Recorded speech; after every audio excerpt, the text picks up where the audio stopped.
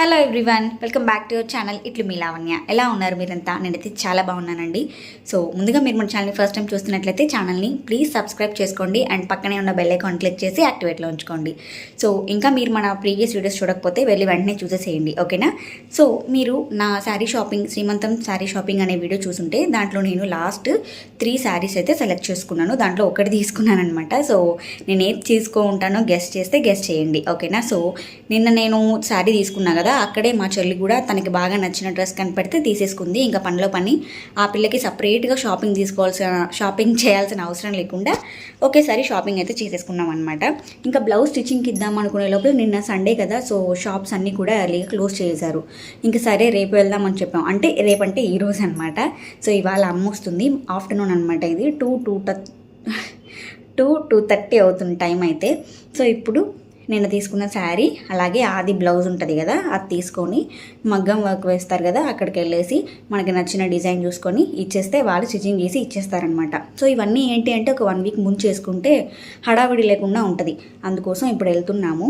నాకు వీలుంటే నేను అక్కడ వీడియో తీసి పెడతానమాట, ఓకేనా? సో నేను ఏ శారీ తీసుకుంటాను అనేది గెస్ చేయండి. అండ్ ఇప్పుడు నేను వెళ్ళాల్సిన అవసరం లేదు ఆది జాకెట్ అయితే. బట్ ఏంటి అంటే ఆది జాకెట్ కంటే కూడా డైరెక్ట్గా నేను వెళ్తే పర్ఫెక్ట్గా ఫిట్ అవుతుంది అనమాట. ఎందుకంటే కొంచెం చేంజ్ అవుతున్నా కాబట్టి. సో అందుకోసం ఇప్పుడు నేనే వెళ్ళాల్సి వస్తుంది.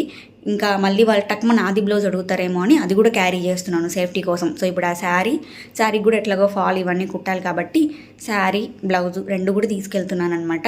సో ఇంకా లేట్ చేయకుండా వీడియోలోకి అయితే వెళ్ళిపోదాం. Let's get in to the video.